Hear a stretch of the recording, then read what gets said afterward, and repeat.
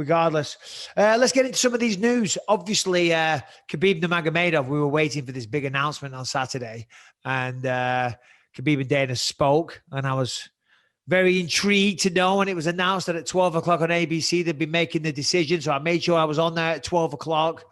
There was no fucking decision then, but it came halfway through the fight, and yeah, we're still waiting. We're still waiting is the top and bottom. Fucking Khabib, man. Stop being a diva. Just fucking give us an answer. One way or the other. Brother. I'll make you wait a little bit longer. If somebody gives me something special, then I fight. We'll fight or don't fight. Just one fucking way or the other, mate. Just give us an answer. He's going to fight. I mean, at this point. I don't know. I think he will. Well, he's saying that well, GSP's off the table. Yeah. GSP is definitely off the table, so that's everyone could stop pondering on that one now, which is a shame. That would have been a very, very interesting fight. But also on the flip side, GSP's been retired for a long time, and Khabib's still in his fucking prime, so it would have favored Khabib, and it would have been at 155, which GSP's never done. So I'm kind of glad in that regard for GSP. I don't want him to tarnish his legacy by taking on someone in a lighter weight class, killing himself to make the weight.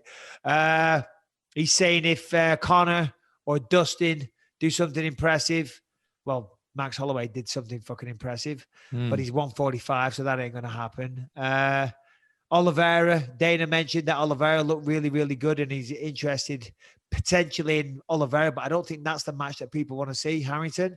Well, I mean, just to bring it up, I mean, Holloway was supposed to fight Khabib at one point. They were booked after Tony got injured. So is it completely beyond the pale? He said if somebody does something special, how much more special can you get than setting the record for most strikes in a fight? It was great. It was good. But he's not a champion. He doesn't have a belt at 45 or 55 right now, you know, and you can't go, if you're Khabib Nurmagomedov, you can't be going through the ranks of contenders. You know what I'm saying? And yeah, you're right, Harrington. I'd love to see that fight. It'd be great. I mean, of course, you got to think Khabib would take him down and have his way. But Max, after what we saw Saturday night, I want to see it. Charles Oliveira, great fight. Great, awesome. Oliveira looks sensational, and he's supposed to be fighting Justin Gaethje, maybe. There's a rumor of that, and that's great. That's a great fight. But if Nurmagomedov is going to come back for one last fight, and he said it was against Charles Oliveira, I'm not shitting on it. I'd buy it, but it's not what I would choose. Is it supposed to be one last fight, or is it him coming back? Well, he's fucking deliberated and making the whole world fucking rest on their laurels and keeping them guessing and fucking sucking his dick until he gives us an answer for one. So I don't think he's going to come back and give us five. But yeah. Yeah, if Khabib comes back, I want to see him just come back. I just one fight. Like, look, Khabib is great, right? But can we just sort of get off his nuts for a minute? Well, that's what I'm saying with this fucking he's dangling the little carrot. I might fight, I might not fight. Well, let us know when you make your mind up.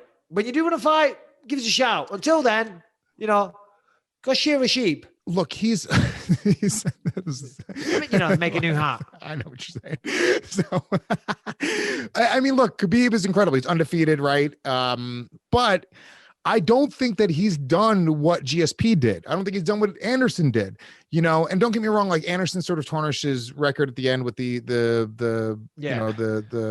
steroid, testing positive. Yeah. But overall, I mean, these guys were so dominant against, cleared out divisions, and the competition was so crazy. I feel like Khabib, he's got a little bit more left to cement himself in that MMA royalty, the Rushmore of MMA, of MMA legends. I don't put Khabib there yet. And I don't know what it is. Maybe it's because, he never, at this point, everyone's sort of jumping up and becoming champs and doing all this other stuff. But I feel like Khabib has a little bit more to do in terms of cementing his legacy as the greatest to ever do it. The guys that are considered the greatest to ever do, I think they've just done more. John Jones, look what John Jones did. And even with all the bullshit, even with all the steroids, all the drugs, all the arrests, all that other stuff. I mean, the fact that guys clear out divisions 2 times over. But none of those names that you mentioned, none of them retired undefeated. And that's what's so special, and it is what sets him apart. Now, of course, in this sport, we don't, in boxing, if you're undefeated, it seems to be like a really, really big marketing tool. And if you start racking up the losses, your career is done. It's not the same thing in MMA, but still, it does make it special. And if he could get to 30, you know, it is a nice round number. But he certainly has done everything he can to, you know, to achieve what comes his way. He achieves the greatness. He achieves the success. He achieves all the money he's making and inspiring so many people. He does. He deserves it all because he's been outstanding. And certainly his last fight against Justin Gaethje was his best performance ever. That's why people want to see him continue to fight. But he does deserve that, to be honest. I kind of disagree with what you're saying now. I mean, put him in the Rushmore? Yeah, well, I don't know about that because that's for, you know, he's kind of a newer addition. He's still competitive right now. We don't know if he's retired or not. The Rushmore is for the older guys. You know what I'm saying? Your Randy Couture's, maybe your Fedors, people like that, your Hoist Gracies. So not your Khabib. If there was like a mini Rushmore, like a 2020 Rushmore at the bottom, like little tiny guys, maybe put Demetrius Johnson in there as well, you know, and Khabib Nurmagomedov, you know, and whoever the fuck else wants to be in it can be in it. But not the Rushmore, but that's only because he's new. He's an older generation, newer generation. I don't hold being undefeated as in higher regard, maybe in MMA, just because there's so many ways to lose. I look, it's but to your point, as you said, there's so many ways to lose. That makes it even more special. The fact that he was able to go through those fights and these challenges and these world-class fighters and still not get beat. That's what makes it so special. That's why Khabib has this aura about him, and that's why he can command such large purses, you know, because everybody wants to be the guy to take it away. I mean, look, next weekend, Dustin Poirier smoked him. Conor McGregor smoked him. It's a massive fight next weekend. Khabib's sitting there in Abu Dhabi, laughing, chuckling to himself, thinking, I beat them both. And that's why Dana wants him to come back, because the rematch with either of those guys will be absolutely bigger. Rematches are always bigger. So, the fact he is undefeated, it definitely does add to his accolades, Lewis. I mean, you know, you look at GSP, there's something, in my opinion, more impressive about somebody who has lost and comes back and avenges those losses than simply just never loses. And you look at Khabib's record, like, yes, he's definitely, you know, he's the man, but I almost feel like when you look at the people who he's beaten, yes, Conor's incredible. Yes, Dustin's incredible. Justin Gaethje's great. But I just feel like, in a weird way, he, like, this time, the time that he was champion, the time that he's been dominant, it's just not as impressive as, you know, I look at your career as being just weirdly more impressive. You lost to, you had a couple of rough losses. You came back, you avenged those losses. You won your championship at the end of your career after facing all of that adversity.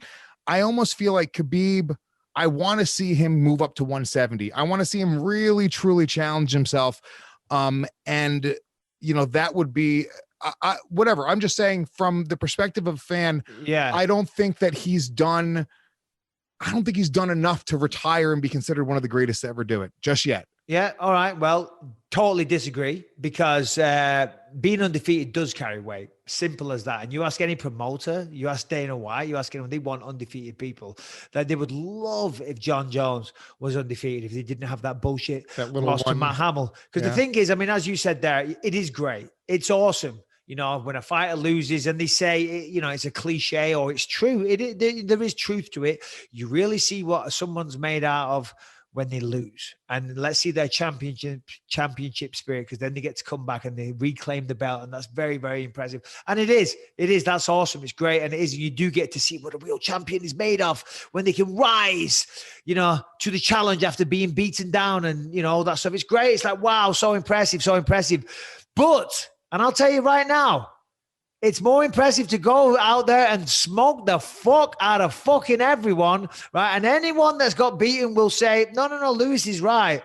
It's more impressive, but it's not. It's just not. It's more impressive to go through everyone that he's been 29 times and never get beaten. You know, it's a great tagline, and it sells some pay-per-views in the rematches and stuff like that. But trust me, if he had one or two losses on there, we would not be having these conversations.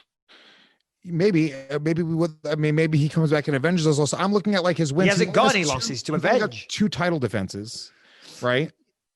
Yeah, I know, but he spoke before he was the champion. Before he was the champion, he was never going to hang around long. You know what I'm saying? So he can't just and he's not bothered. I don't think. What you've got to remember is that when people fight, they're doing it for themselves. They have their own personal reasons. They're not doing it to, and I'm not being offensive. He's not trying to get the respect of Luis J. Gomez. He doesn't give a fuck what I think about him. He's not sitting at home in Dagestan thinking, oh, fuck, you know what? I need to defend it 5 more times because GSP did. He's like, no, my goals have been achieved. I have gone out there with my father. I've had a fantastic career. I won the belt. I defended it twice, and I'm good. So I'm going to step away. And now he's getting pressure for an extra fight, and it does kind of make sense to make it a nice round number, But yeah. Anyway, there you go. I disagree with what you're saying in its entirety, but that's good. That's good. We should disagree. We should never totally agree on anything. No, that's what I'm saying. Yeah, it's good. Yeah. It's good. There's actually a 3% chance after the surgery that Bisping's going to agree with everything I say.